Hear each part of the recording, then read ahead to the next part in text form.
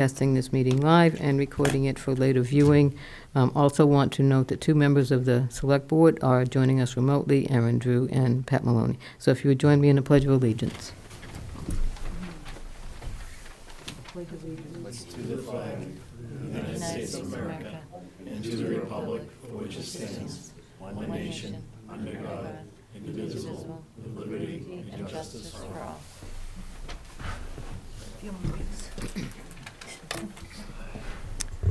Okay, first item on our agenda is a joint meeting with the Planning Board to fill the vacant position of Associate Member of the Planning Board.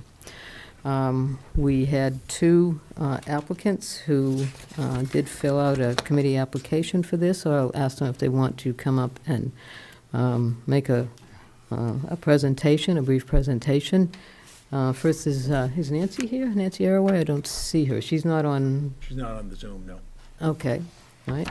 And Marcy, if you want to come up and tell us about yourself again.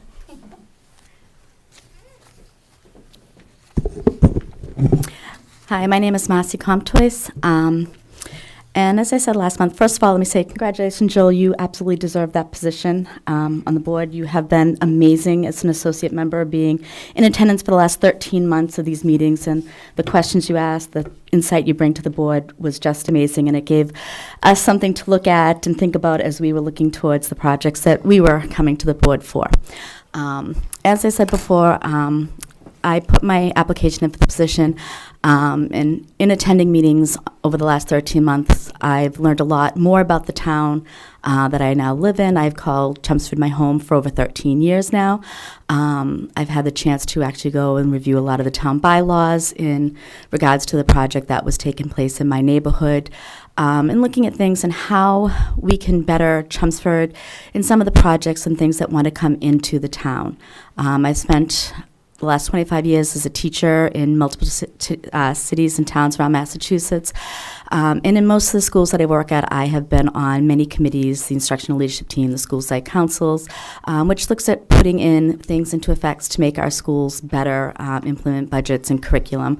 And even though being on a city committee is definitely different than being on a school committee, there's a lot of things that are similar. And yeah, it's going to be a little bit of a change in learning curve as to between a school and the town, but I'm up for the challenge, and I actually enjoy doing it. And even though I'm no longer in this room for planning board meetings, I still check them out online, either the day that they are happening or the day after, so that I know what's going on. Thank you for your time. Thank you. Okay, so we will take a vote. We have the 2 candidates. Is there anybody else here in the room that wants to apply for this position? Is there anyone else on Zoom, Paul, that looks like they... No, there's no one else on Zoom. Okay. That's not there for another purpose. Okay, so we have the 2 candidates, Nancy Arroway and Marcy Comtois. We'll start the voting with the planning board. Since we have people remote, we have to do a roll call vote. So John Souza? Marcy Comtois, please. Joel? I think an associate position is an excellent position for somebody who's not familiar with the board to actually get on the board.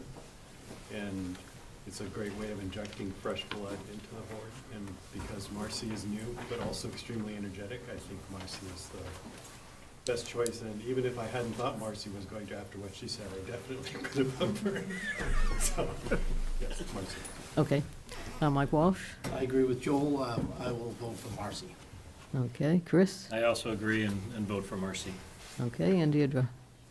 I'm going to vote for Nancy. I think we're very lucky to have 2 candidates. I feel like Nancy can join, has a lot of institutional knowledge and understanding of the job, and I expect that she'll run for the full position, of which there'll be 3 in the spring election. But I think she understands the law, and I think that knowledge would be helpful to the board at this time. Okay. And Anita? Marcy. Okay. And Mike Rigney is not on Zoom, is he? No. I mean, Mike Raisbeck. No. The other member of the planning board. Okay. All right, and then we'll go to Pat Maloney. Marcy. Aaron? Marcy. George? Marcy. Virginia? For the reasons previously stated, I'm also with Marcy. Okay. And I'm going to cast my vote for Nancy Arraway. I wish she had been here to speak, but, okay, well, congratulations to Marcy. Marcy is the winner of this election and will serve for the next 3 months, and we look forward to seeing you again. All right, with that, we can adjourn this joint meeting. Do we have a motion to adjourn? I'll make a motion to adjourn the joint meeting between the Select Board and the Planning Board at 6:05 PM.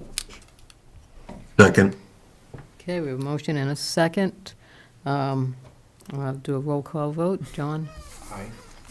Joel? Aye. Mike? Aye. Chris? Aye. Deirdre? Aye. Anita? Aye. Pat? Aye. Aaron? Aye. George? Aye. Virginia? Aye. And I'm an aye. It's unanimous. Thank you. Have a good holiday. You too. Okay, we're going to start with public service announcements, and we have several that Harrison from the clerk's office will tell us about. Good evening, members of the board. My name is Harrison Mayotte, Departmental Support Coordinator for the Town Clerk's Office. I have 3 public service announcements for you today. First, dog licensing is actively open for the 2025 licensing year. Over 1,300 dogs have been licensed for 2025 so far. The fee, if you have not licensed already, is $15 if the dog is altered and $20 if unaltered. You can license in person, online, or by mail, and proof of current rabies vaccination is required. You must license by February 28th, 2025 to avoid late fees. The annual town census is going out within the next couple of weeks. Responding to the census maintains your current voter status, helps the town maintain accurate voter rolls, provides proof of residency, and helps us better provide services to you. When you receive the census form, if everything looks accurate, you can respond at the link provided on the top of the form. If you need to make changes, you can make changes directly on the form and return it by mail, by drop box at the front of town offices, or in our office.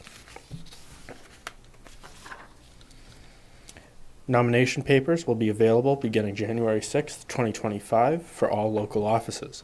The last day to obtain nomination papers will be February 6th, 2025. The last day to file completed nomination papers with the Board of Registrars is February 11th, 2025. There will be 13 townwide office seats and 64 town meeting representative seats on the 2025 ballot. If you have any questions, please don't hesitate to contact our office, and everyone have a happy holidays. Thank you. Thank you.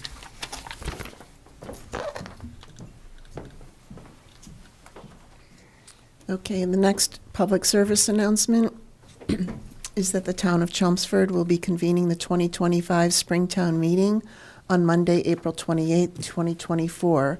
Articles to be included on the warrant must be submitted to the town manager's office prior to 4 p.m. on Monday, January 6th, 2025. Petitioned articles must carry the signatures of at least 10 voters. For more information, please contact the town manager's office at 978-250-5202. Next up, we have a announcement from the Massachusetts Department of Environmental Protection. The DEP has opened the comment period for the Newport Aggregates LLC draft air quality permit application. The comment period is open until January 10th. Comments must be submitted in writing by that date. They may be submitted via the public access portal, electronic mail to the email address in the letter, or via mail to the address also stated in the letter. And there is a link in that letter where you can access the document. Next up, we have an announcement from the Health Department. If you are looking to declutter your life, they will be holding an information session on decluttering on January 7th from 5:30 to 6:30 p.m. at the Chelmsford Town Hall. If you have any questions, you can contact Taryn Angel at 978-250-5241 or email tangel@chelmsfordma.gov, and registration is not required. Also from the Health Department, they are offering free youth mental health first aid training. Mental health first aid training teaches adults how to identify, understand, and respond to signs of mental health and substance use challenges among children and adolescents from ages 12 to 18. The date of the training is January 7th, 2025, from 9 a.m. to 3 p.m. at the Chelmsford Town Hall Fire Training Room at 50 Billrica Road.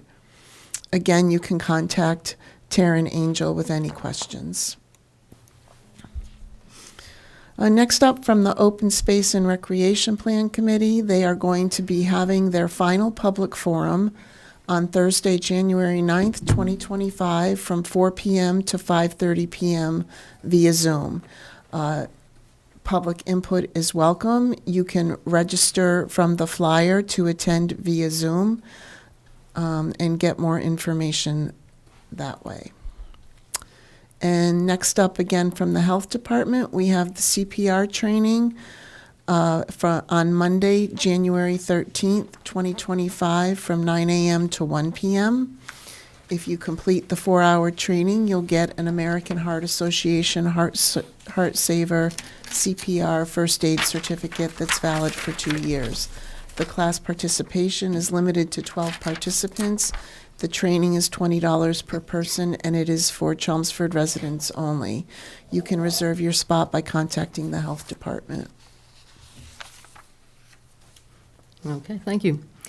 Okay, next up is the public input part of the meeting. If there is anybody here that would like to address the board on any topic on your mind, now is the time to do that.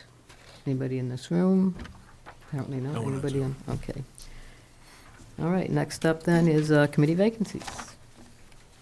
Okay, so the committee vacancies as of today, the CCA Town Hall Advisory has 1 position. The Clean Energy and Sustainability Committee has 1 position open. The Commission on Disabilities has 4 positions open. The Council on Aging Board has 3, and the Conservation Commission has 1 position open. The Cultural Council has 1 position open. The Historic District Commission has their alternate member position open. The Holiday Decorating Committee has 3 positions open. The Parade Committee always welcomes all applicants for 1-year terms. The Public Records Advisory Committee and the Recycling Committee both have 1 position open. If you're interested in serving on a town board or committee, you can complete an online application, or you can contact the town manager's office at 978-250-5202 or email tmoffice@chelmsfordma.gov. Okay, thank you. Next on our agenda is supposed to be a public hearing for a change of corporate offices, stock interest, and liquor license manager amendment for an all-alcohol beverage license for tequilas in Vinyl Square. This public hearing was advertised in the Lowell Sun earlier this month to be held tonight. Unfortunately, the applicant did not submit a completed application. There were a couple of things missing that were not noted before the public hearing was published. So tonight, if there's anybody here that would like to make any comments, we will take them. But the intent is to continue this public hearing until we can have all of the documentation. So we would continue it till our January 6th meeting. So with that, is there anybody here that would like to make any comments about this application? Apparently not. Anybody? No one on Zoom. No.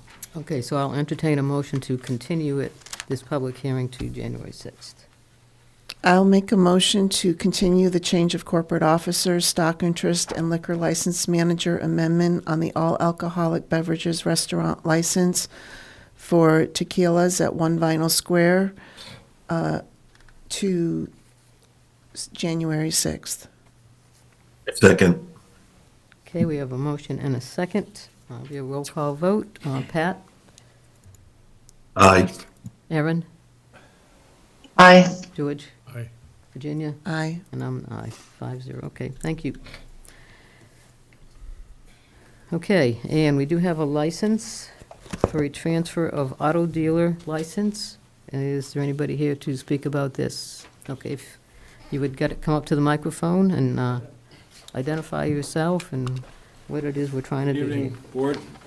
My name is Richard Sambuco, and this is Ron, the previous owner of the business. I purchased it off of Ron on November 13th of this year. And what we're trying to do is we're trying to transfer the license from Ron to me. I believe Ron, The auto dealer license. for the auto dealer license. I believe Ron has had it since 2001. Yeah, 2002. I And think. 2002, and we're just trying to transfer it from him to me. Okay. How many cars is this? We're It's allowed 12. 12 cars, so we're just, we're not making any changes, we're just keeping it the same. There was some Okay. conflict in the records. There was one that showed 20. It was 12. I was there. Okay. So, and nothing is going to change as far as the Nothing layout? is going to layout. change, yeah. Okay. Does anybody have any questions about this application? You just covered mine. Okay. George, any questions? Any questions? Okay. Aaron, any questions? Okay, Pat? Any No. que- Okay. All right. I'll take a motion then. I will make a motion to approve the transfer of the auto dealer license from Ronald L. Emmond, doing business as RMP Automotive, to RMP Automotive Repair LLC, doing business as RMP Automotive at 117 Princeton Street, as presented. Second. Okay, we have a motion and a second. Roll call vote. Pat? Aye. Aaron? Aye. George? Aye. Virginia? Aye. And I'm aye. Okay. Thank you good, very much. Thank you. Appreciate it. Luck. Okay, we're all the way to reports and presentations. We're moving right along here.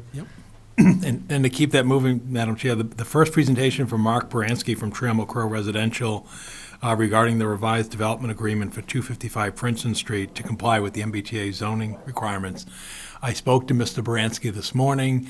He sends his regrets that he's unable to be here this evening, but he assures the town that Trammell Crow has approved of the modifications to comply with the MBTA zoning, and I guess the final and respective vote at this action would be for the board to authorize approval and signature of the revised development agreement. And then that, again, would enable us to complete the submission to the state for MBTA zoning compliance.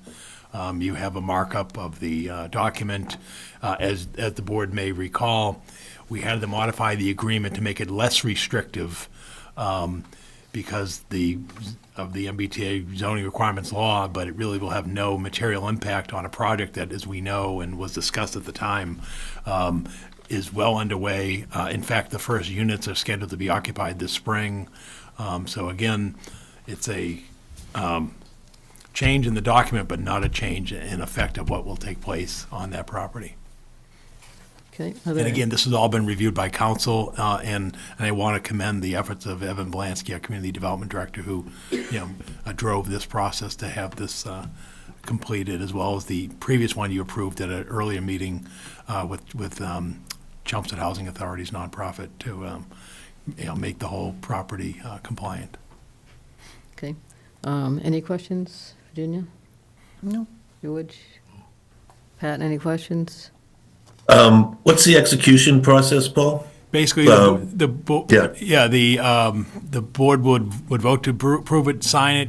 We'll have it in our office when people have an opportunity, those who aren't present this evening, and then it'll be notarized, and then the originals from Trammell Crow will be signed and notarized, and then it'll be recorded at the Registry of Deeds. Okay, thank you. Aaron, any questions? No, thank you.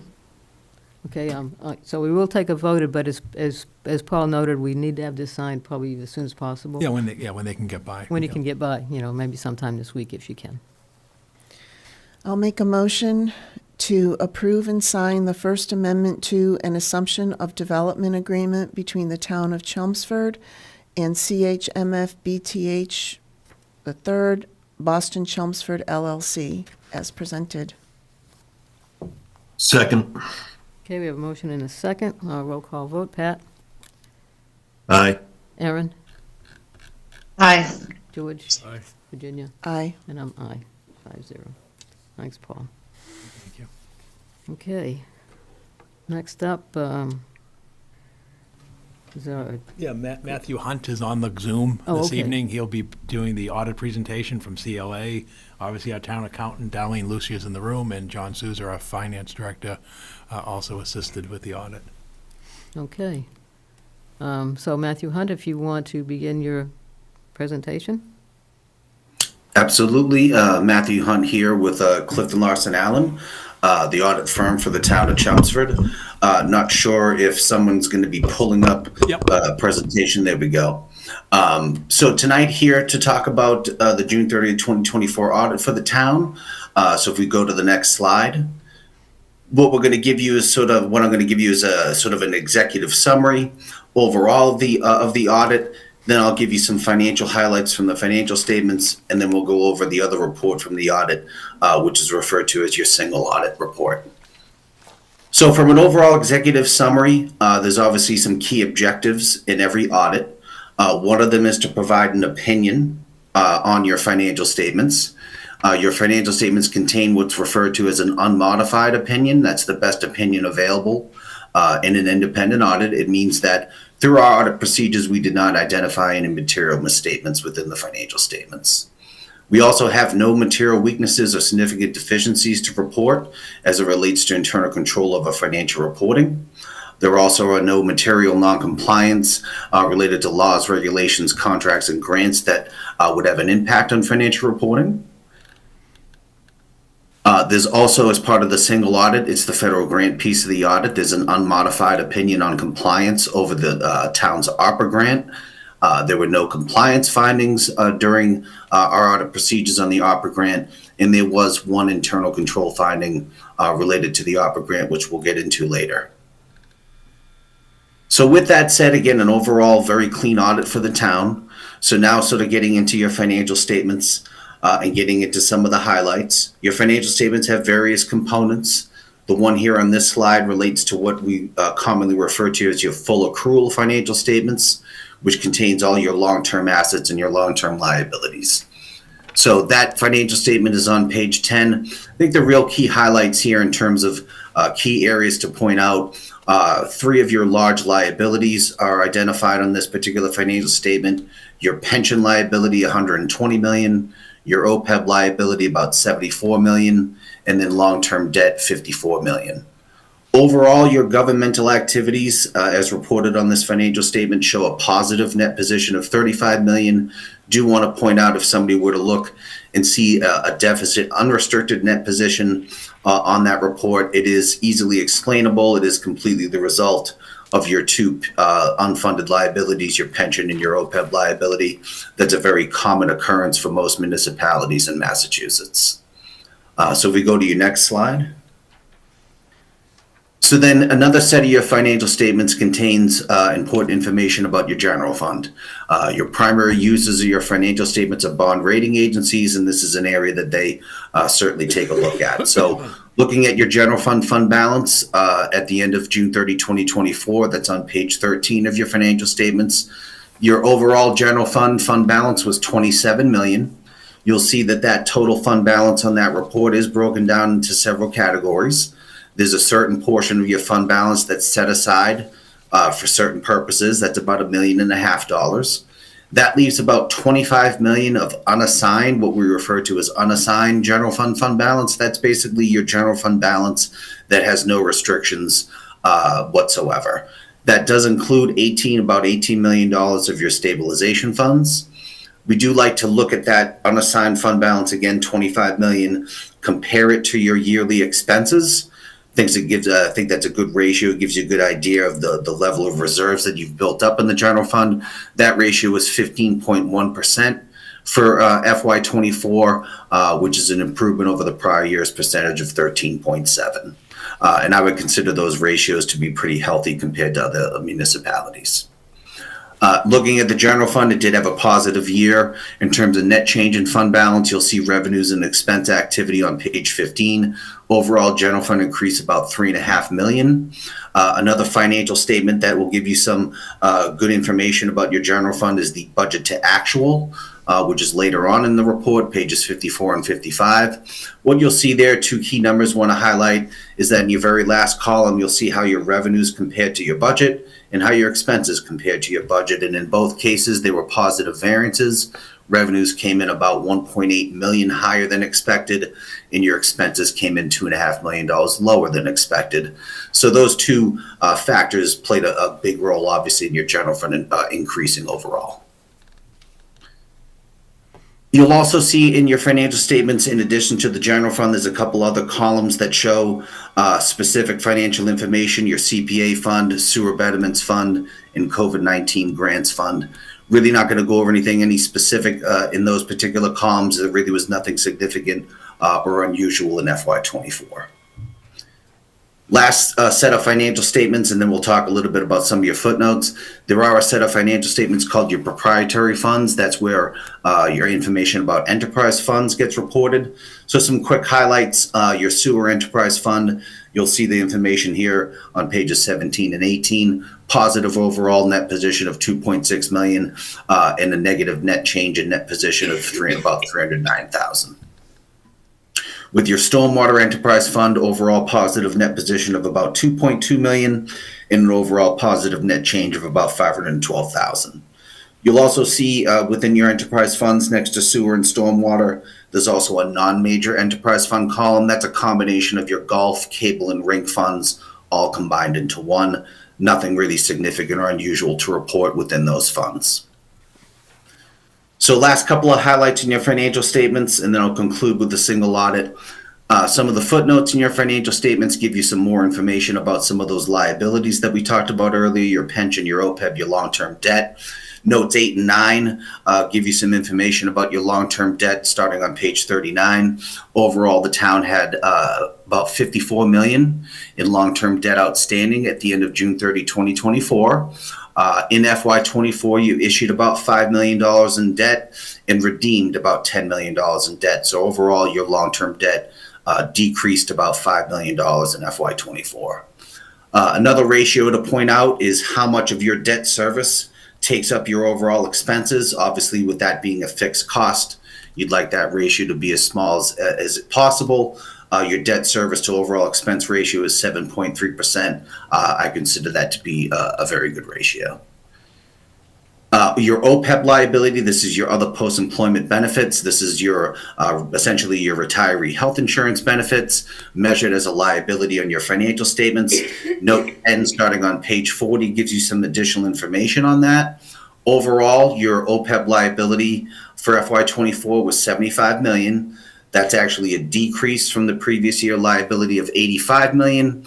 The real key factor in that, as you'll see there on the slide, is that the discount rate that was used to measure that liability, and I believe your OPEB actuary is speaking after me, so he can get into this, that discount rate was a little bit higher than the previous year, so that was one of the key factors in that liability going down. And then it should be pointed out that the town has built up a good amount of assets set aside for this OPEB liability. As of FY24, you have about $26 million set aside for OPEB. Next slide, last real slide about the financial statements is about your pension liability. That's in note 11 starting on page 45. That liability is about $121 million at the end of FY24, just a small increase from the previous year. That liability is essentially the town's portion of the Middlesex County Retirement System's liability. That liability is going to fluctuate up and down a little bit over the years, so just a very small increase this year. Your discount rate used to measure that liability is 7.15%, a little bit higher than what's used for OPEB. And you'll also see in your footnote how much that discount rate impacts the liability, whether that discount rate goes up or down a percentage. It does have a pretty significant impact on the number. So that's my overall summary of the financial statements, and then this is really the last slide, then open it up for any questions. The other report is again referred to sometimes as GAO-UG reports. Those are some fancy acronyms. It's really commonly referred to as your single audit report. It's essentially the piece of the audit where we dig into your federal grants. The town receives various federal grants for various purposes.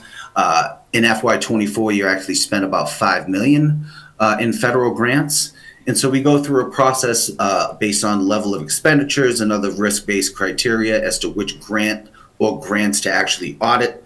For this year, the grant to audit was the ARPA grant. As mentioned earlier, from a compliance perspective, we did not come across any compliance findings with this grant. There was just one internal control finding. It's similar to the previous year. One of the compliance requirements is that for every vendor that you use, excuse me, on a federal grant, you have to verify that they're not suspended or debarred by the federal government. We identified through our testing there were 3 vendors for which that documentation was not available. However, it should be noted, none of the vendors used by the town were suspended or debarred. This is really just more of an internal control finding to make sure that you have that documentation, that you did that check to make sure. It is an improvement over the prior year, and so I do anticipate that this finding would go away in future years. So really, that's my overall summary of the audit. Happy to open it up for any questions that anyone has. Okay, anyone have any questions? Virginia, any questions? I don't know if this is for you or for Darlene and John. Could you remind me, what were the major drivers for the positive variances in our revenue and expenditure? The revenues, I think some of it was related to the tax collections for motor vehicles and things like that. For revenue, well, we had the building inspection. We had $1 million. We had the $1 million there. That was the one time that came in for the Princeton properties came in. So that was a big piece of it. What about the positive variance on the expenditures? That seemed pretty high. On the expenditure side, we did get. There wasn't like one department. The accumulation of everything? Yeah, there was just turnbacks. Most of the turnbacks were like on the salary side, because you really can't. Salaries are salaries. I mean, so if we're, the expenditures on that side were not what they expected, or we didn't. We did have a little bit of a turnback, I know, on snow and ice on the expenditures, because we had a mild winter. So I just looking through. I didn't bring my reports in front of me in 24, but looking through the departments, it was, I would say, 85 to 90% of all of that would be salary-related expenditure turnbacks, and not the expenditure lines themselves. Thank you. Mm-hmm. Okay, George, any questions? Pat, any questions? No. Aaron? No. Okay, thank you. All right, so we can continue on with the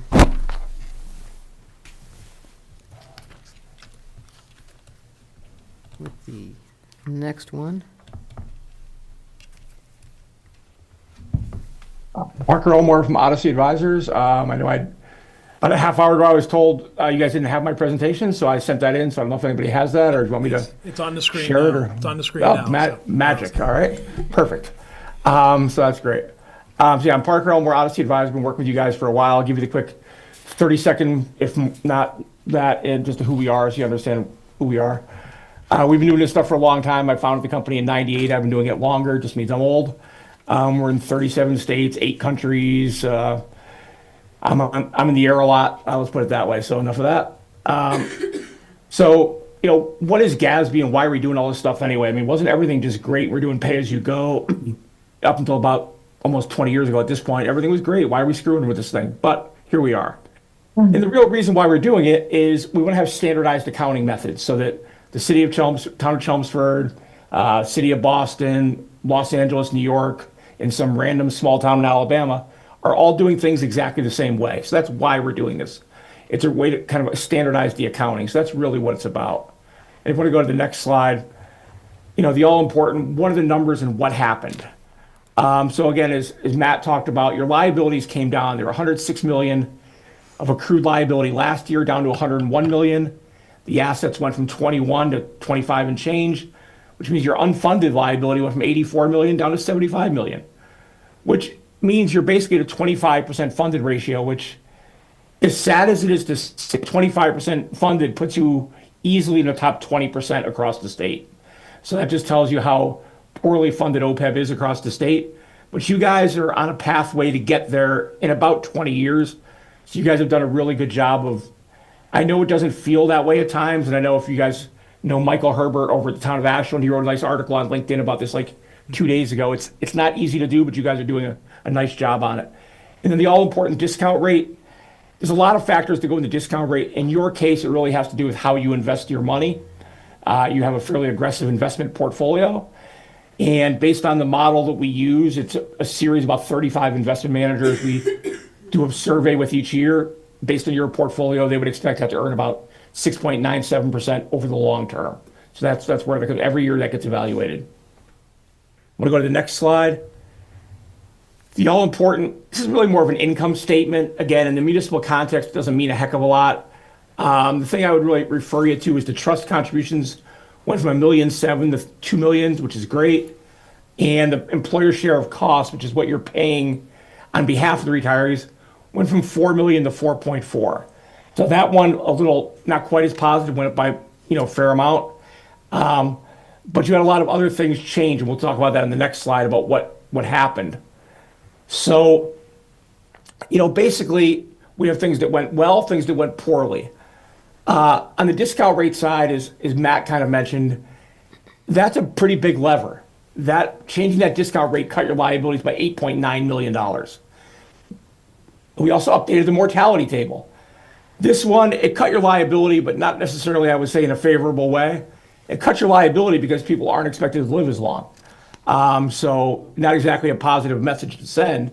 That cut $2.2 million off your liability. But here's the thing I would say. These are the ones that I would argue are, I guess, less real, if you will. Discount rates go up, discount rates go down. People are going to live however long they're going to live, regardless of what we assume. So I really focus you more on the other side, on the negative one.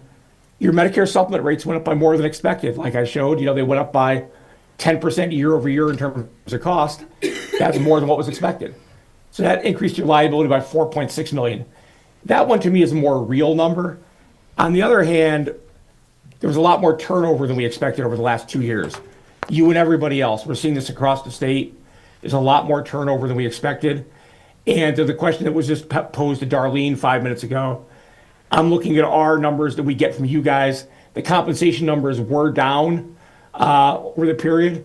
So that would explain probably that turn back that somebody was talking about. Again, Darlene can give you better numbers than me, but we're seeing that on the data that we were provided, so it wouldn't surprise me. And the next slide. So what are all these assumptions that actuaries use to create these magic numbers to go into on your balance sheet? The discount rate, as I spoke about, it went from 6.24 to 6.97. Really one of the most major numbers, because we're basically taking expected benefit payments 100 years from now and bringing them back to today at some interest rate. A higher interest rate is lower liability and vice versa.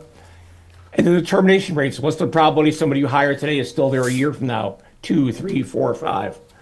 Okay, they get all the way to retirement age. What's the probability they retire at 55, 56, 57? Okay, they decide to retire. What's the probability they elect to take coverage? And if so, what's the probability they elect to cover a spouse? And then the all-important, what are healthcare costs going to be over the next 100 years? We have a complicated model because what actuaries do.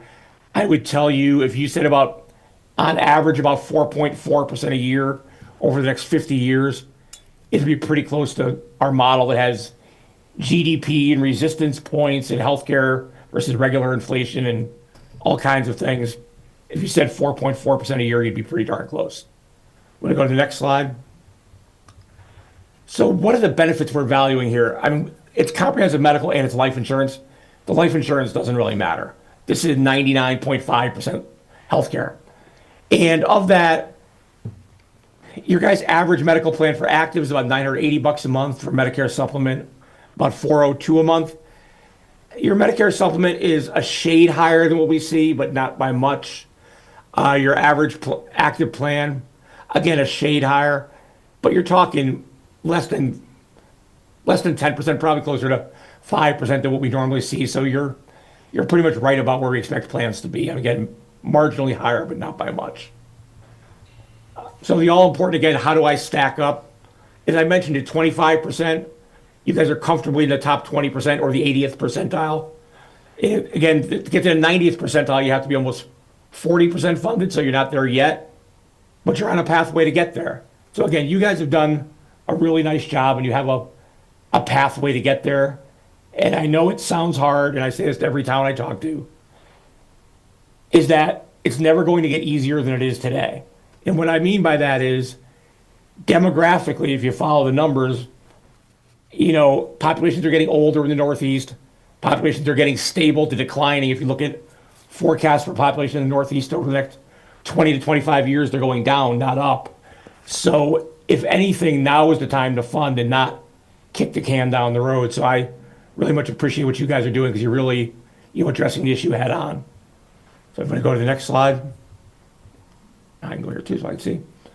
I never know who people compare themselves against, so I try and come up with some towns either in a similar geography or similar size. And you guys can see, compared to most of your peers, when I look at the statewide average, your guys' discount rate's higher, your service costs or benefits being earned by each active employee are less, and your per covered retiree cost is less. Now, again, compared to someone like Lincoln, yeah, they're 48% funded. They're doing great. But, compared to a Tingsboro or a Wilmington or a Tewksbury, you guys are far better funded. So, again, it's hard. Everyone's got different situations. But the short answer is you guys are, as hard as it is to say 25% funded, you guys are in a good spot. Because, again, you're A, have done a lot of work, and B, you have a pathway to get there. The service cost per employee in the next slide, again, it's $2,800 per employee. The way I tell people to think about it is, if Johnny or Mary makes $50,000 a year, the service cost represents the value of benefits they're earning during the year for healthcare benefits. So it's about $2,800 a year. So you're only at $2,800 to your deferred comp or a fringe benefit cost, if you will. Not surprisingly, you'll see public safety employees a lot higher. Well, logically, that makes sense, because generally they retire earlier, which means they have a shorter career. You're amortizing the cost over, and they get the benefits for a longer period. Therefore, it costs more money. So the fact that's higher is very expected. It's not unusual. You'll see the same thing in your pension system. If you want to go to the next slide. We have this next couple of slides really showing the town as well as some of the enterprises. Now, if you look on the left, you'll see the total OPEB liability from $98 million to $360 million over the next 40 years. Your first thought is to just say, throw up your hands and say, why bother? It's impossible. Just give up. So I really guide people toward the right and show them in today's dollars, it's going to go from, $101 million to $116 million. And the pay-as-you-go costs will go from $4.4 to $6 million over 40 years. So my point is, these are manageable changes. And you can see in number 3, the net OPEB liability of the unfunded. In 2048, you guys have a surplus. So you guys are about 20 years away from being a fully funded operation, where at that point you see you're taking money out of the trust each year rather than putting money into the trust each year. So, again, I understand it seems like it's forever. It's 20 years away. When is this ever going to end? For me personally, I was nice for once when I see the OPEB liability is less than the pension liability.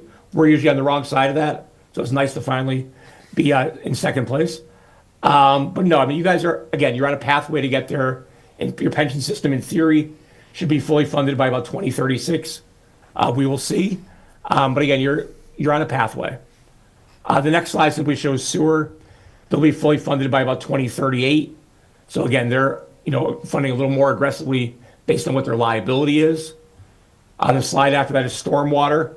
They'll be fully funded by about 2033. So again, they're doing a nice job.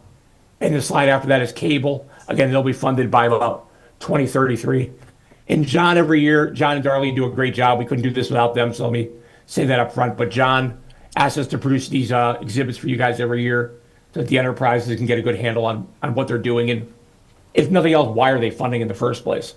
So we can really try and give you that guy's information. Questions, comments, concerns, anything I can address? Okay, any questions, Virginia? No. Okay, George. Pat, any questions?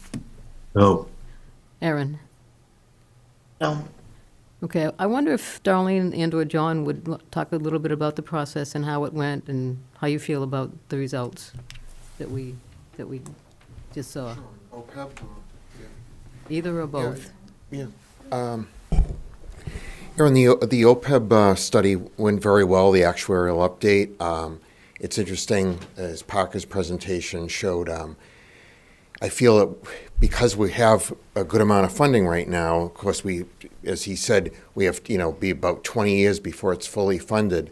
But I think he showed if you take out the effect of inflation, and future value dollars are always worth more than today, it's manageable. And I think now that we've built up the trust fund to where it is, you now have what I call a critical mass. So when you earn, if the PRIM fund that's managed by the state has a great year with the investment world, and they earn 10%, 15%, we benefit from that now because we're putting the town's money to work to earn investment gains for the future, where if we only had $2 million in our OPEB trust, and we earned 15 or 20%, and it was a blowout year in the investment world, you earn a much tinier return. So I think that's a critical piece of this, is if, instead of, it's good that, in my opinion, it's good that we've gone down this path, and we can now kind of take advantage of, putting the money to work and for future years.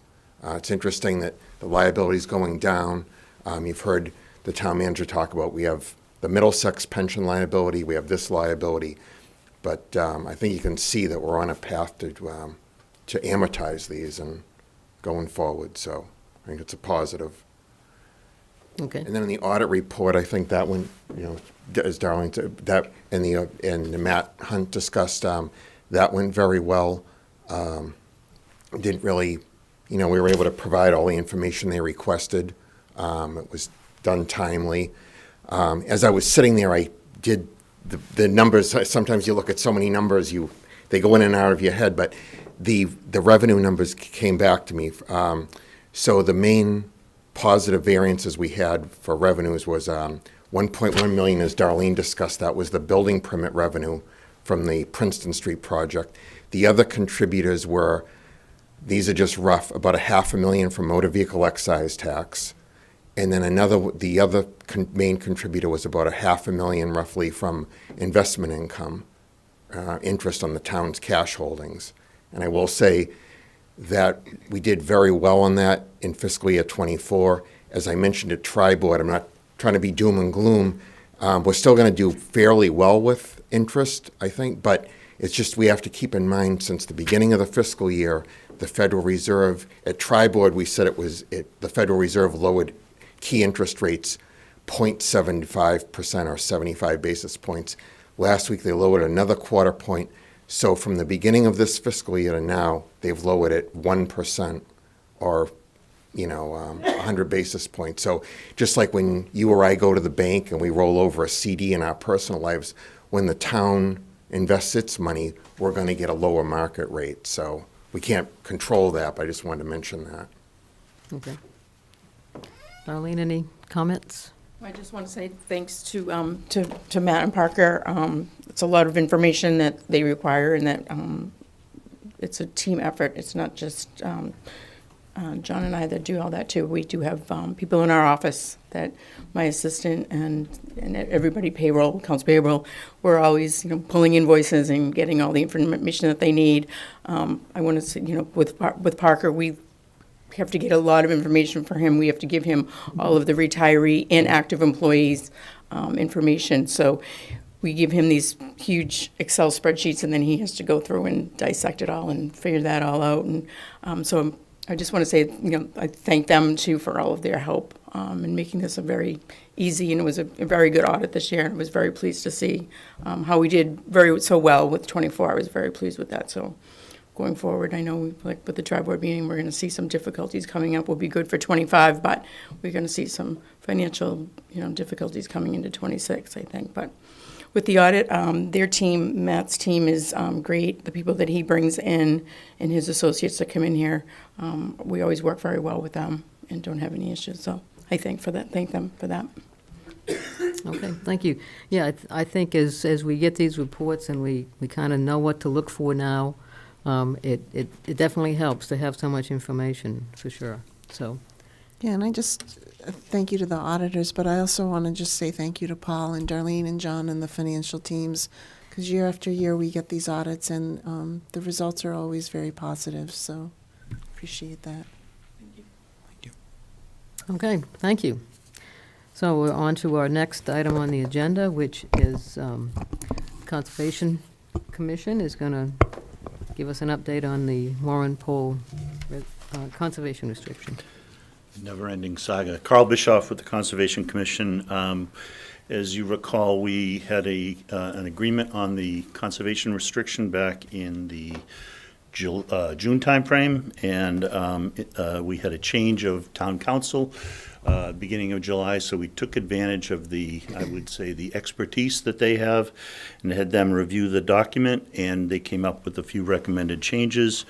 We met with the land trust and we came to an agreement on all those changes. I would call them minor. There was nothing dramatic. There was one in the area of addressing the water, the municipal well fields. We took the wording out of the document and we changed some wording in paragraph of water quality on page 2, that we're still protecting the water quality and the quantity for public drinking water. We had a change in the permitted uses and acts, 2 changes. We removed the requirement for approval for the indigenous cultural practices on page 5, and on page 11, we removed the requirement for grantees approval for certain events like weddings and receptions and things like that. But we still, of course, have to get approval for anything that's a significant alteration of the site. The reason these others were removed is that those activities wouldn't cause any permanent change to the site, to the natural resources of the site. They're just people visiting and doing things there, but no change to the soil or to the vegetation. We had a change to the notice and approval area, where we changed to allow the grantor, the town, the ability to consider lack of written response unreasonably delaying or withholding approval, and also changed the response time from 60 days to 90 days. The land trust requested that, and we said that's actually fine for the types of changes that would be going to them for approval. 90 days is fine. On section 5, inspection and enforcement, there was a change just on the wording of the last paragraph of the first, last sentence of the first paragraph in the entry onto the premises. We changed the word shall to may, which means that the land trust is not required to do a survey and report every year. They may do one every year. If we ever have a reason that the town is looking for a survey of some sort that they're not able to do at that time, we can always do one with an independent party at any time if we ever needed to. But it's just not a compelling reason to do that. It's not a requirement. There were some other minor changes, nothing significant, typos and format changing. Any questions? Okay, any questions, Virginia? No, I'm good, thank you. Okay, George? Pat, any questions? No. Okay, how about Aaron? No, thank you. So we will be submitting this shortly. David Kuntz, our agent, will be submitting it to Okay, the now do state. you want Goes to, first to the state. do you want to vote from us? I or don't think I need not it. at this The time? changes are kind of in the envelope of what was already reviewed. It's up to you, Okay. to your call, but It's Okay. got to go through state review anyway. so- yeah, it's going to come back. The state's going to review it. They're probably going to make changes. Mm-hmm. It's probably going to be a year from now we see that, so. All right, well, thank you very much for. It's really nice to know you guys came to agreement on this. I know it's Yep. been a long road, so. Yep. Thanks. Yes. Okay. All right, thank you. Good night. Thank you. Okay, next up is our roadmap to decarbonization. Christine, is that you, or? And Chris Haley's on Zoom. Oh, he Yeah. is here, Yep. okay. So is he going to, Sure, Chris, you can start whenever you're ready. You gotta, if you're, I think you're unmuted. How is now? You hear me? Yes. Okay. All right. Hi, guys. I know that you guys had seen the EV policy too. I know that's a little later, but for this decarbonization roadmap, it is specifically just showing buildings that we have in town, vehicles we have in town, and how to get them to net zero. It is just a roadmap. It is something that is part of the Climate Leaders Program. It is required that we adopt it via voting and then a letter of recommendation to follow it from the select board. This is something that does have to be submitted by December 31st in order to make sure that we can get into that first round of grant funding. It's really all it is, just roadmap. A lot of this stuff will change every 3 years. I have to update it to reflect current technology, any projects that we do. A lot of the stuff that's in here, specifically around the vehicles, is stuff that when we do replace it, the recommendations they have are vehicles that wouldn't really be replacing the ones there because that's all they have currently in the market. And hopefully those things will change in time, but as of now, they just have placeholders in there for things. So yeah, I know it's a big document. I'm not sure if you guys got a chance to look at all of it, but feel free to ask any questions. I don't think I have to go over every single building on this, so to make it quick. Okay, do we have any questions? Virginia, anything right now? I don't have any questions, but do you just want to explain for the public that this is a guideline, right? It's not. Yes, this is a guideline. It is something as it is just showing us how to get there, and it is expected in practice that when we go out to like do bids and everything else, that we take this guideline as part of that process as an option. Obviously, all the grant funding will allow us, if we do go to projects in the future, boiler replacements, HVAC units, that the grant funding would help fund any of those things if you were going towards electrification. Thank you. George, any questions? Pat, any questions? No. Erin, any questions? No, thank you. Okay, just, Chris, I wonder if you mentioned that if we have this signed by the end of this month, that we'll be in basically the first round of grant funding. Do you have any sense for when the grant funding would be awarded? I do not, and it's going to be the grant funding itself is something that I will still have to apply for each individual project. We'll just get access to that funding as soon as this gets through. I have everything already pretty much set. I'm just waiting on the EV First policy and the school board with the same two things. I believe they'll be doing a separate vote after you guys are done with yours. And then I'll just put all that paperwork together. I'll have to put a letter from both you guys in the packet to them, as well as meeting minutes from these meetings to basically show that it was approved, it was talked about and adopted. And same thing with the policy, which you'll see later. Just, the already seen. It'll give us access. We will be one of 3 towns currently. If we get access to the first, it'll be us, Arlington, and Lexington. Everything else is cities. So it'll be 3 towns competing as opposed to, everybody in the state later on. So the towns basically get from a different bucket than the cities? Is that? They'll be looked at a bit differently. Okay. And preferences. Cities got a lot of other funding. They do, that's for sure. Okay, if there's no other questions, we can take a motion. You need a motion to approve this? Or do we need a Yes, motion? yeah, I think you need a motion to submit that to the state. Yeah. To submit it? To adopt the roadmap to decarbonization. Okay, so it's a motion for adoption. Yep. I will make a motion that we adopt the Climate Leaders Municipal Decarbonization Roadmap for the town of Chelmsford as presented. Second. Okay, we have a motion and a second, so a roll call vote. Pat? Aye. Erin? Aye.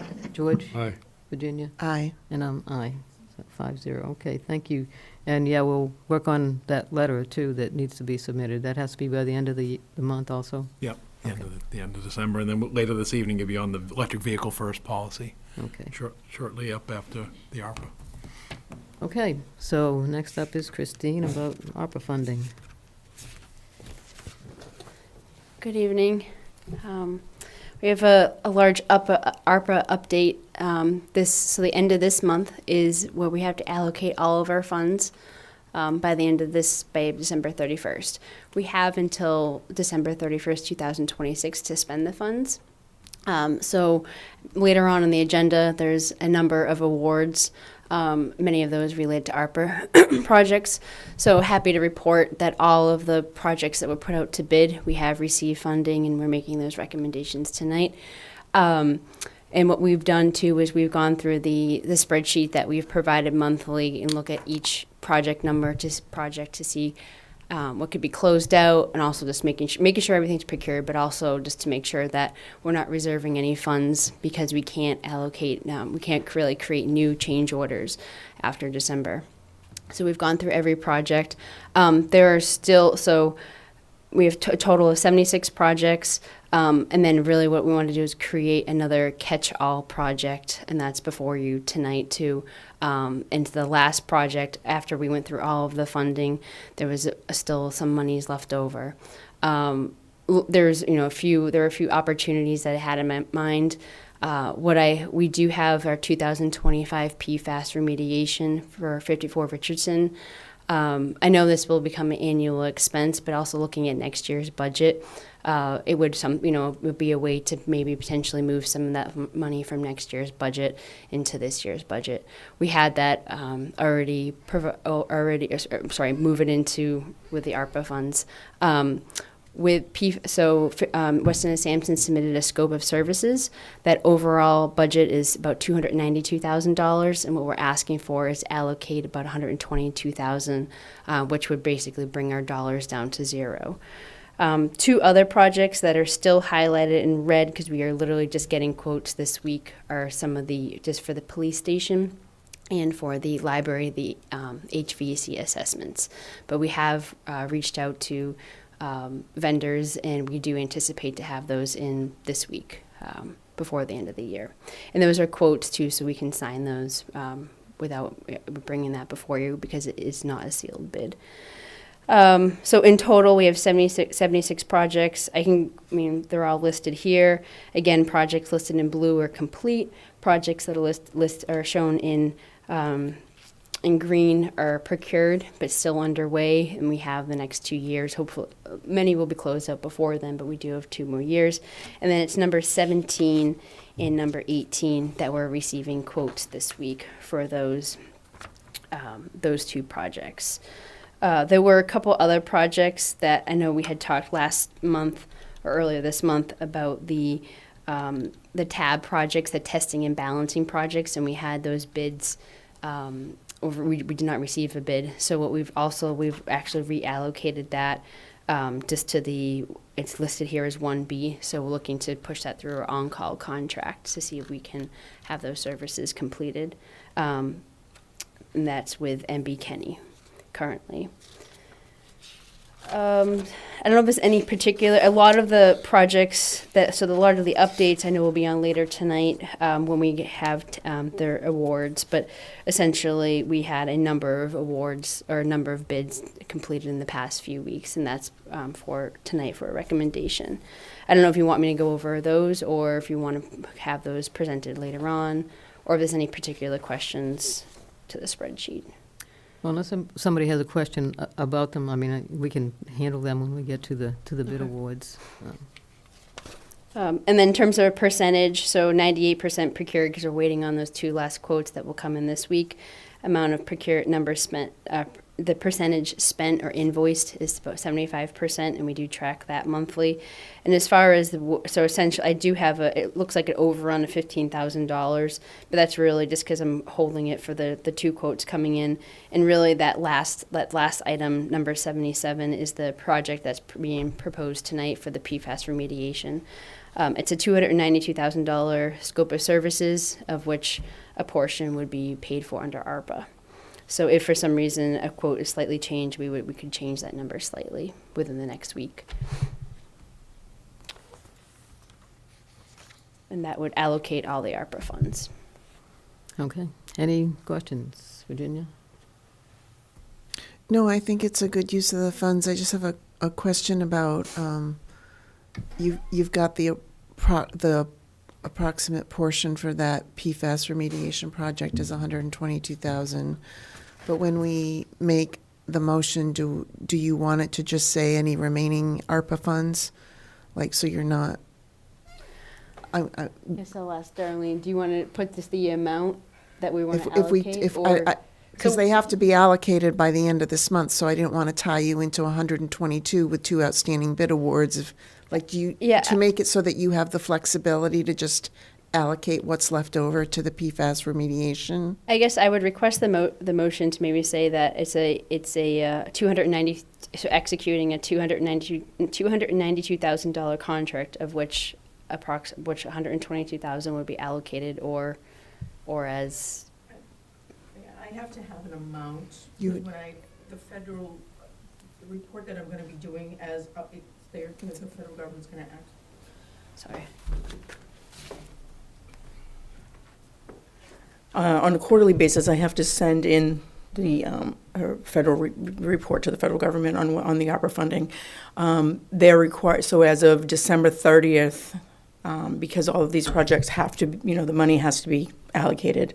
If we're going to be allocating, I'm going to have to put an amount in there. We just can't say.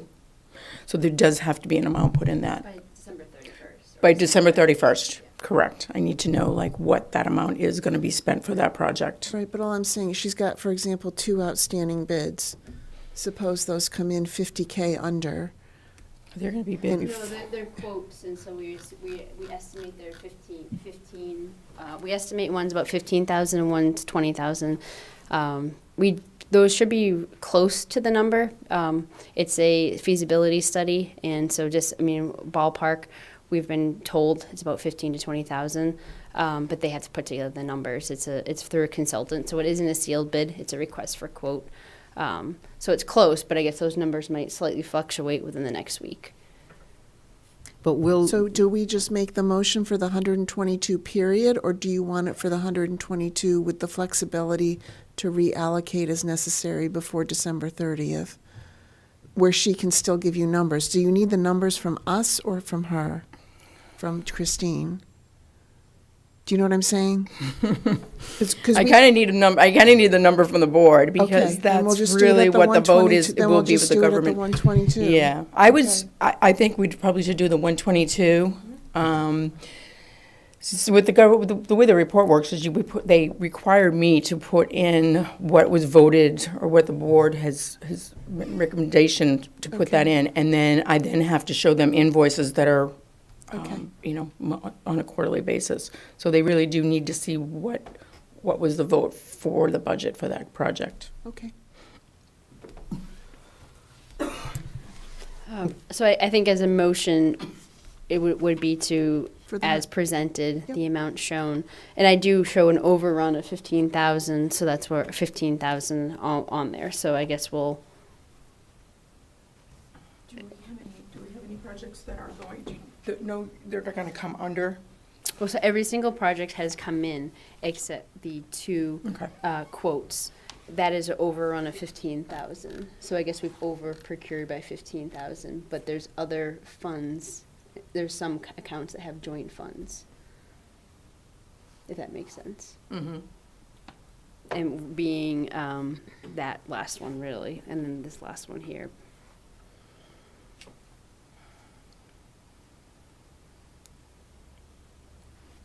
So if we say 122, we've over allocated 15,000 ARPA. Do you want to adjust? We're going to have to adjust that down. Yeah. Okay, so we can adjust that down right now. Mm-hmm. Okay.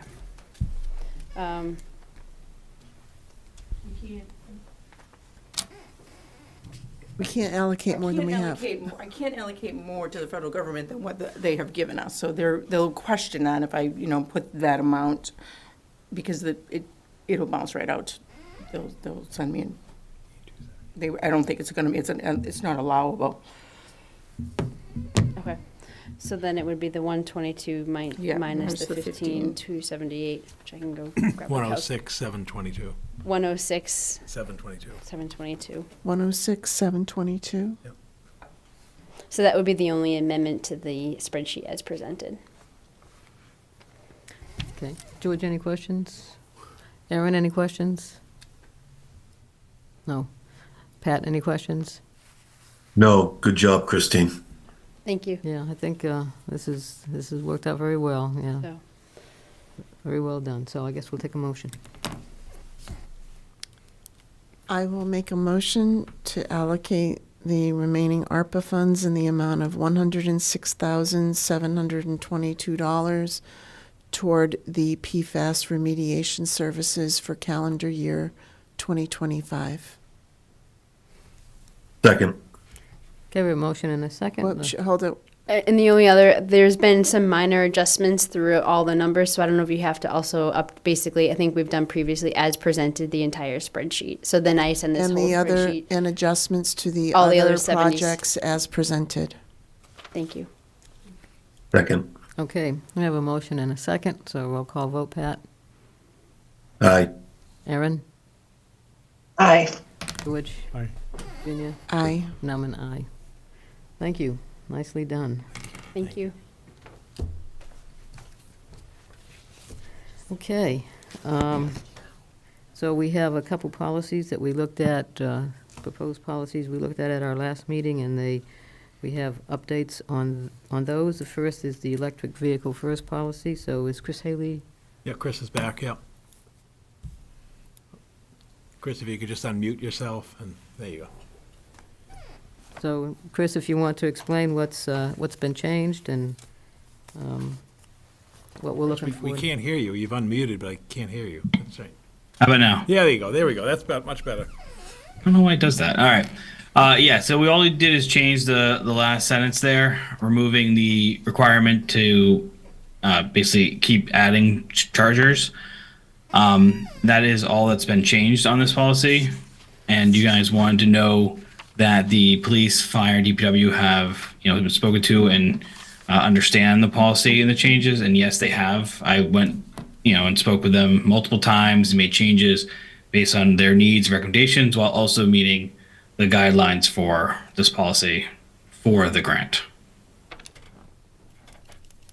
Okay. Any questions on this, Virginia? Just where does this policy reside? Is it going to be an amendment to our policies, or is it a policy that resides with the DPW? Oh, I think it'll be in ours. I believe. Okay, we're adopting it for the select board policies. Correct. Okay, Yes. Yep.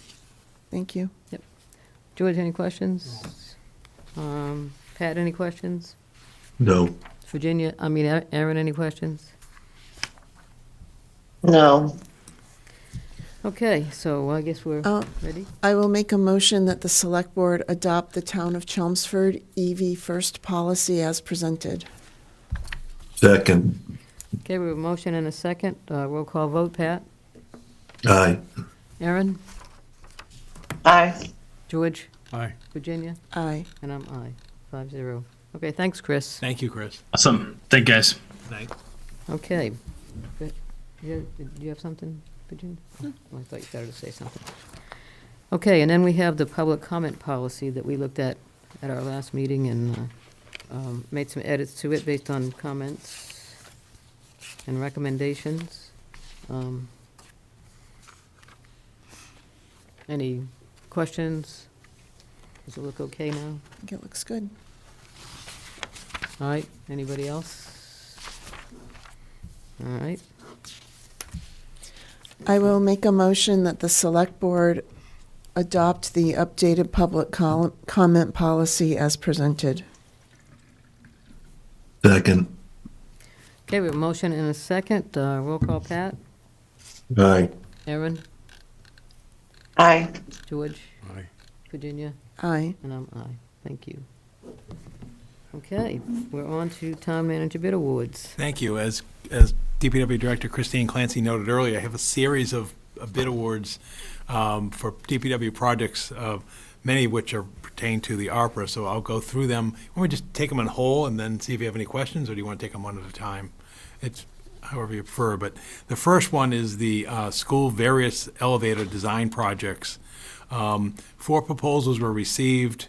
The recommendation is the lowest qualified bidder, which is BLW Engineers in the amount of $120,000. And again, this is part of an overall project that's over $1 million, but this is the design phase of that project for the school elevators. The second one was for the design of town office bathrooms. There were 3 proposals submitted. This was a selection process, qualifications-based RFP. The recommendation is to award the project to Gannett Architects in the amount of $57,500, and this falls within the project budget of $60,000 for the design services under the ARPA funding. The next one is for the McCarthy Middle School electrical switchgear preventive maintenance project. 3 bids were received. And the award amount is in the amount of $10,320 to Infrared Building and Power Service, Inc. Again, this was another ARPA-funded project. The next one is for a McCarthy Middle School electrical panel boards replacement project. In this case, 7 bids were received. An ARPA-funded project that was originally budgeted at $225,000, and Daigle Electric Construction Corporation is the low qualified bidder in the amount of $147,471. Next is the Chelmsford Center for the Arts / Old Town Hall exterior improvement project. 8 bids were received. The lowest responsive bidder was Fox Painting Company for this ARPA funding project that was originally budgeted at $100,000, and it came in at $70,000. Moving on, the sprinkler repairs at the police station and Adams Library. 3 bids were received. The lowest responsive bidder was Boston Fire Sprinkler Protection Company in the amount of $58,800, and this fell within the ARPA budget of $60,000. And then there was the various surveying services, which is on-call services for the surveying for the public works. The award here is to GPI in the amount of $150,000.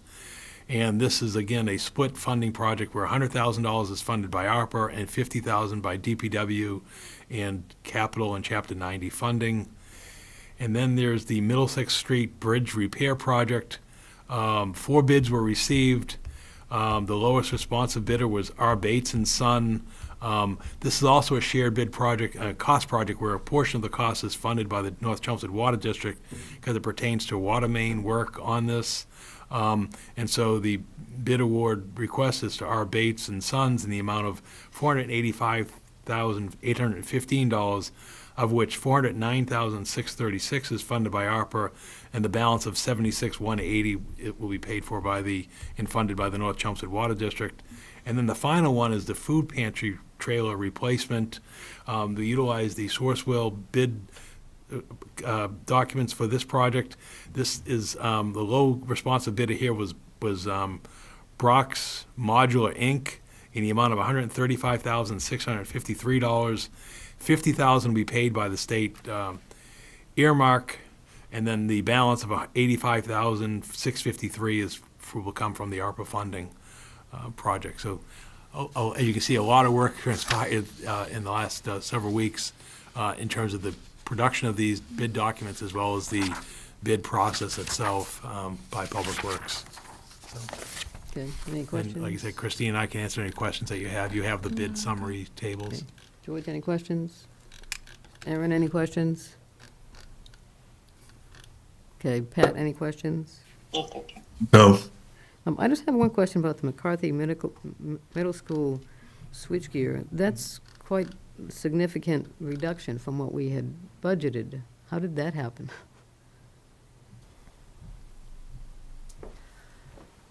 So, I know when we were starting this process, going back a couple years ago, looking at the switchgear, so all the switchgear, that's what steps down the electricity as it comes into the building. We were working with a consultant, C3, and we actually brought back that consultant to help with these, finalizing these bid documents. And they, these estimates that we presented in the ARPA were based on their estimates. when we did the bid, I guess, so as far as the switchgear, it's really it's a testing process and only takes a few days. So even though industry-wide you can see costs similar to what we carried, it's only a couple days of testing. And it actually will be done over Christmas break. So I think it just happens to be the vendor that and it was a reputable vendor too. But it's just, I guess, in this instance, it did not match the industry costs. It was someone that came in. Maybe it's because they think it's more opportunity for more work. I guess I don't really have a great answer, but we did seek an expertise from C3 in looking at industry costs. That's what we carried. And then in talking to even our town electrician, I mean, it's only a few days of testing, so it shouldn't cost that much. And I guess this reflects it, is that given a few days of testing, it really doesn't cost that much. It just sometimes industry, the prices are varying. Mm-hmm. Okay, well, it's good to see something go that way rather than the Right. other way. Yes, Sure. agreed. Okay, thanks. Okay, I guess we'll take either one motion or multiple motions. We need the specifics in the motion for everything. Or you can just approve the town manager bid awards The as letter? presented. I think so, yeah. All right. I don't think this is going to go to the feds, so. I will make a motion to approve the town manager bid awards as presented. Second. Okay, we have a motion and a second. Roll call vote, Pat? Aye. Aaron? Aye. George? Aye. Virginia? Aye. And I'm aye, 5-0. Thank you. Thanks, Paul. So next up is your, Yeah, my report, and I'll Reports. try to be as efficient as the meeting trend is going this evening. The first one is scheduling a special town meeting for the accessory dwelling unit zoning bylaw amendments. As the board may be aware of, those watching, the new state law for accessory dwelling units becomes effective on February 2nd.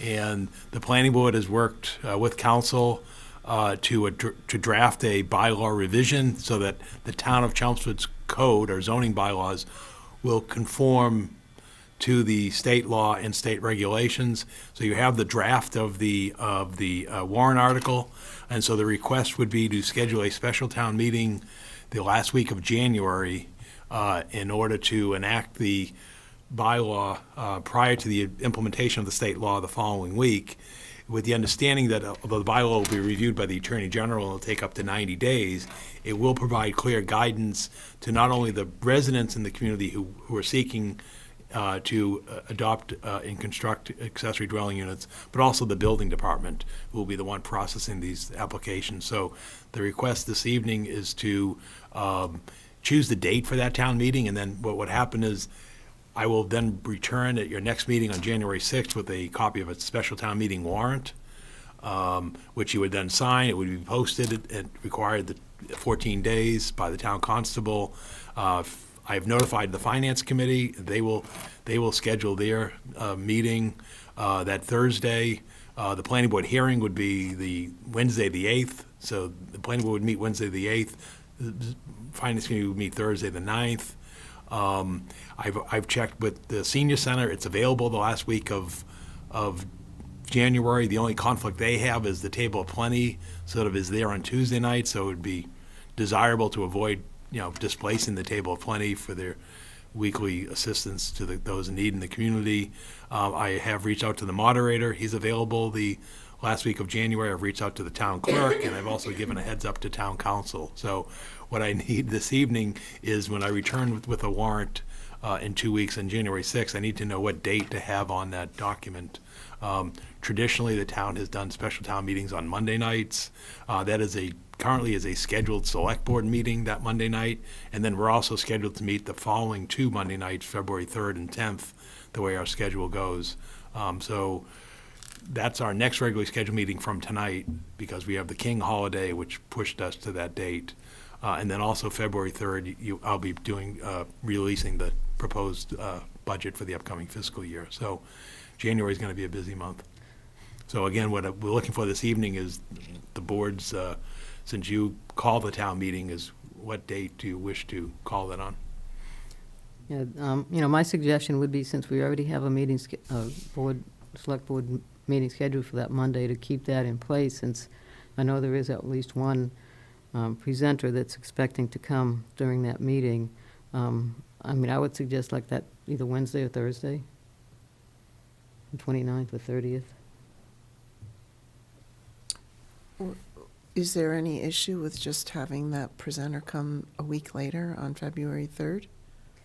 Well, it has to do with the open space and recreation plan, which there is, I mean, we're already a little late for that, quite frankly. It has to be presented to the select board and approved. I mean, we could, I thought there was something else that was on the agenda already for the 27th, but I don't remember what it was. Are there other boards and commissions on Wednesday and Thursday meeting? I don't think that Wednesday, because that's the fifth Wednesday and Thursday, so like the planning board There's a wouldn't be strategic meeting. plan meeting the Wednesday night. Right. Oh, We'd have okay. to move Well, it. Thursday.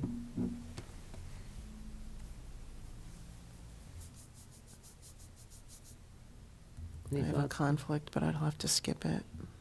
I mean, I was gonna say- What time would it start, Paul? 7:30? 7:30 is the traditional start time for a special town meeting. Again, one article, so I would I'd expect. be okay with that. I could do that.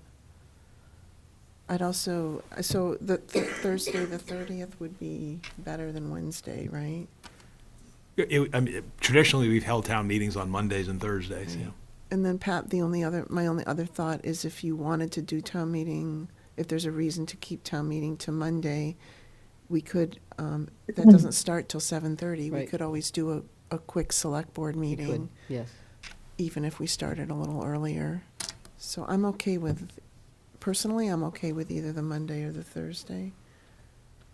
Aaron, did you have? Would we do select board before town meeting? Well, that's what Virginia What you're just said. suggesting? I mean, we Yeah. could, We'd have to do it here, though, because they'd want to public air it, right? yes, for sure, yeah. Yeah. So we'd have to haul up to the, We could bump our meeting earlier if you think we could squeeze it in I'm okay with before. that. Do you see a downside to Thursday, Paul? No, the only thing we don't control is the weather.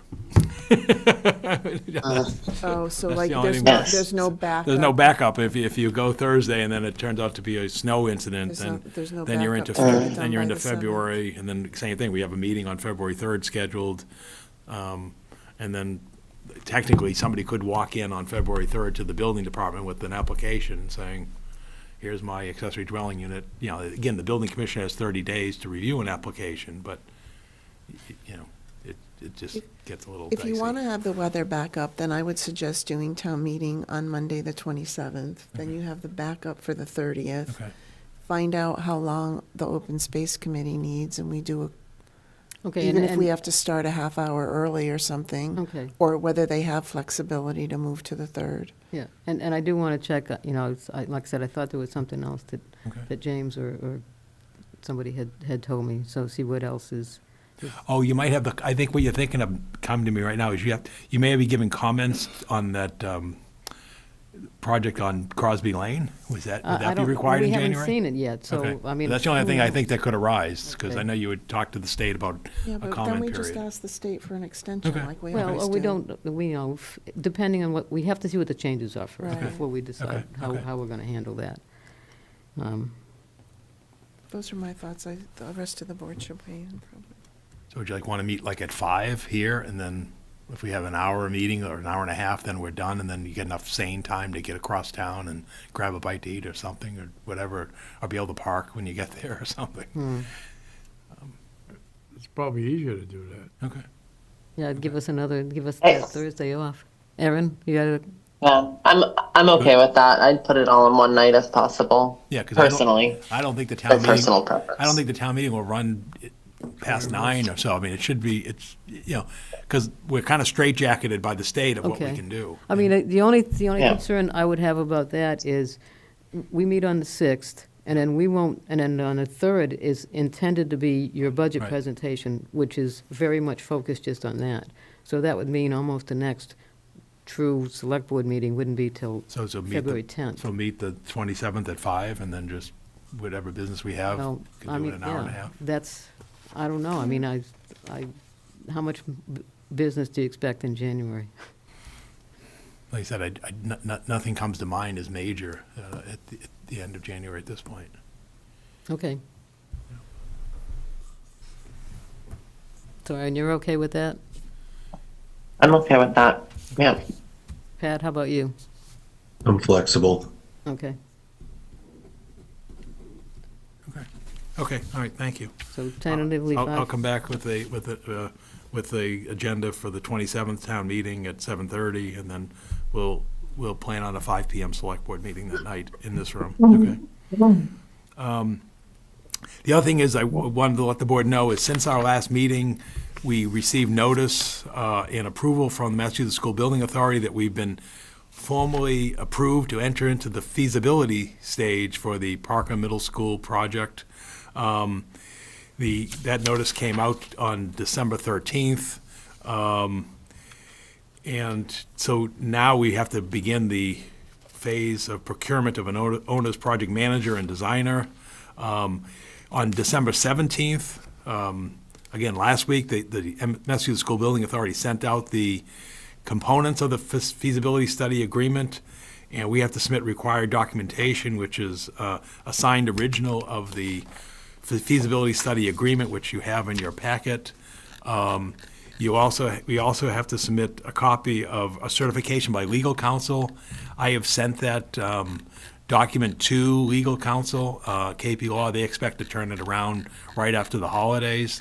It's a standard document from the state that they require the town council to basically certify that, who are the people who can act on behalf of the town.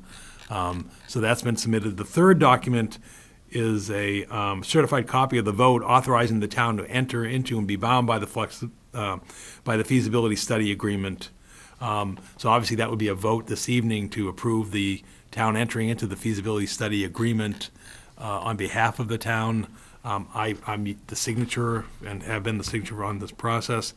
And then the final certification, which we already have, would be the town meeting vote authorizing the funding for the feasibility studies cost, which we've already submitted to the MSBA as part of the eligibility stage. So that's where we are. And so, again, the only action that we're seeking this evening is to basically authorize the town and me as a signature of the town to enter into and be bound by the feasibility study agreement from the Massachusetts School Building Authority as presented. And again, these are standard documents by the state. It basically just lays out much of what we've heard up far into the process. You have to comply by their process. You'll get reimbursed by their formulas, and you'll act within their policies and procedures. Yeah, any questions? No. George? Pat, any questions? No. No, thank you. Okay, and Erin, could I see you shaking your No. head? Thank you. Oh, thank you. Okay. So. Am I authorizing the town manager to sign, or? Yes, yeah, Okay. and for the town to enter into and the town manager to sign on behalf of the town. Yeah. I will make a motion to authorize the town to enter into the feasibility study agreement for the Colonel Moses Parker Middle School with the Massachusetts School Building Authority as presented, and to authorize the town manager to sign on behalf of the town. Second. Okay, we have a motion and a second. Roll call vote. Pat? Aye. Erin? Aye. George? Virginia? Aye. And I'm aye, 5-0. Thank you. Thank you. And then I'll note that the school building committee is scheduled to meet on the Wednesday, January 8th at 6 p.m. over at the school administrative offices. So that's when the committee will be moving forward, and their first course of action will be choosing a selection committee for the owner's project manager portion of the project. Next item I have is the draft of a marijuana advisory ballot question. The last meeting, the board basically decided to move forward with the idea of advisory question. I've come back with language that I think is pretty succinct and to the point. and recognizing that it's going on a ballot. And so basically the question would be as simple as you see presented would be, should the town of Chelmsford amend its zoning and general bylaws to allow for the retail sale and delivery of recreational marijuana? Yes, no. I mean, obviously there'd be information discussion out there, but what we're seeking here is, again, we're going to be preparing an election warrant soon with all the positions and town meeting warrant articles, and this would be the advisory question. Again, I don't need this completed this evening, but we will need the final language when you go to sign the warrant in February. So this is what I have. I thought it was succinct, to the point, and again, I've looked at other questions that we have, and I think the problem is when you start going beyond it, two things happen: is people don't start reading things if they're too long, and also they start becoming editorialized, or whatever, if you start doing that. So I'll just stop there, but this is what I present for you for your consideration at this time. I think it looks good. I just have an education question. Yeah. So this would be for establishments within Chelmsford to perform retail sales or delivery from establishments within Chelmsford. But they could get delivery today. People could get delivery today from like Tingsboro into Chelmsford. We don't preclude that, That's correct. right? Okay, thank you. I think the question looks good. I didn't even realize that was a piece of it, the delivery. That's interesting. Yeah. Okay, any other questions, comments? Really? Okay. Thank you, Paul. Great. Thank Okay, you. do we want to take a vote to put this on, to take that wording? You're going to approve the warrant? I think he's- okay. Technically, yeah. So I'll include it in the draft warrants that I'll be starting to show you next Okay. month, so And this will be council fine. will look at that, And council, right? everything else. Yeah, I did send it to council. I thought they'd already. Yeah, they did, but Oh, I'm they sorry. didn't have any concerns. Okay. The next thing I have, and getting near the end, is double poll report, and I'll be real succinct here. The news is good, and I like that.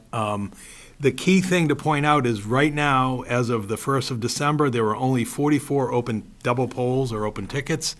The prior month, there were 70. And if you look at the third column, we closed or basically removed 40 double polls in October and November.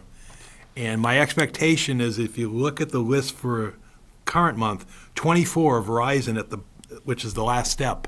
And so I spoke to Verizon when I received this 3 weeks ago. They committed that they would get people out there to continue to work on this. So I'm fully expecting that next month, when I receive the double poll report, the end of next week, that we'll probably be down in the 30 range, which is, I think, fantastic. And again, National Grid and Verizon, we're continuing to focus on the long-term ones, because obviously new ones arise as a result of, happenstance and, accidents and weather conditions and so forth. But I just think it's finally we've made significant progress on this. I was really surprised when I saw those numbers, Yeah. yeah.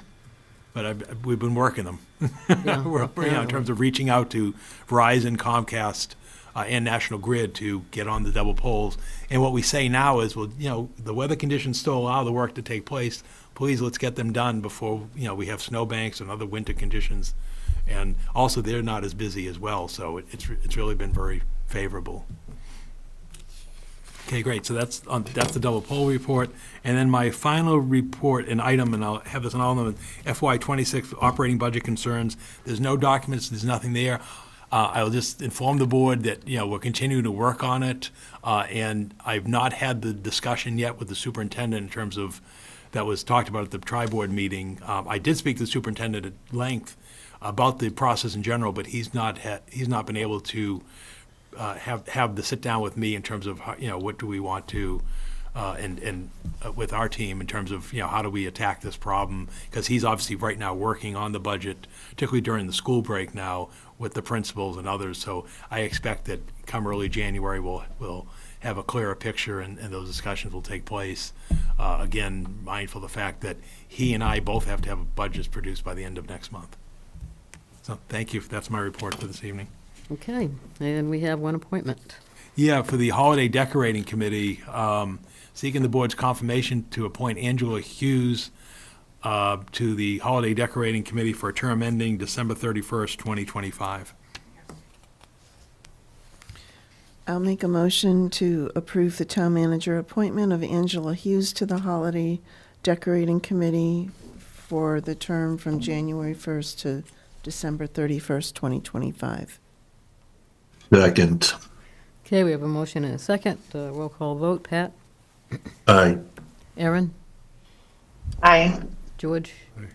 Virginia? Aye. And I'm aye, 5-0. Thank you. Okay, we have a couple sets of minutes. First set is November 18th. Anybody have any comments, edits on that? If not, we can take a I'll motion. make a motion to approve the Select Board regular session minutes of November 18th, 2024 as presented. Second. Okay, we have a motion and a second. Roll call vote. Pat? Aye. Aaron? Aye. George? Aye. Virginia? Aye. And I'm aye, 5-0. Okay, and we have December 2nd, 2024 minutes. Anybody have any edits? I have one. In the liaison reports, Pat, when you reported out on the ribbon cutting, it says for elementary mental health. Oh. It should say ELLIE, mental Okay. health, ELLIE. I should have caught that. All right, so we'll take a motion. I'll make a motion to approve the Select Board regular session minutes of December 2nd, 2024 as amended. Second. Okay, we have a motion and a second. Roll call vote. Pat? Aye. Aaron? Aye. George? Aye. Virginia? Aye. And I'm aye. Okay, thank you. Okay, we are to liaison reports. We'll start with Pat. I don't have too much this evening. Expand a little bit on what Paul mentioned about MSBA. So we'll be holding our first meeting on Wednesday, January 8th, and that'll be our typical meeting night. In the meantime, we'll be forming a subcommittee to go ahead for the selection of the owner's project manager, which is the first part of the puzzle. Once we have an owner's project manager on board, we'll be moving towards architect selection, and that's all done by MSBA standards. So we'll explain all that the night of January 8th, and we anticipate the large meetings to be televised so that we can keep the information free-flowing out to the community. So we're looking forward to getting that project finally off the ground, and so watch for us on January 8th. And then the only other thing I wanted to mention just quickly is the fire chief, myself, and the chair of the permanent building committee met with the contractors at North Chelmsford Fire last week. They are underway. All of the siding that needed to get stripped off is stripped off. They have started the metal siding, and we're probably looking at about another month's worth of work, but it is progressing and should be wrapped up, all at no cost to the town, so that we will enjoy our 50-year building at the end of the day. And that's all I have. Thank you. Okay, thanks. Aaron? No. Okay, George? I just want to wish everybody a Merry Christmas and a Happy Hanukkah. I guess they're both on the same date. Only happens like once every 25 years. Yeah, or so. here it's been a long, long time since this happens. I know that, so I just hope that everybody has a safe and happy holiday. Thank you. Okay. Virginia? I just wanted to acknowledge the passing of Deb Bowles this month. Deb volunteered for many years at Chelmsford High School supporting the theater programs, and more recently she supported productions at the Chelmsford Center for the Arts and ran some of their trivia nights. And so just condolences to her family, and wanted to recognize her contributions to the community. Okay, I just have a couple of quick things. Last Friday, town manager and I went to the Firefighter Academy and congratulated our newest Chelmsford firefighter, Alec Riccioppi, who you will see staffing one of the fire trucks around town in the very near future.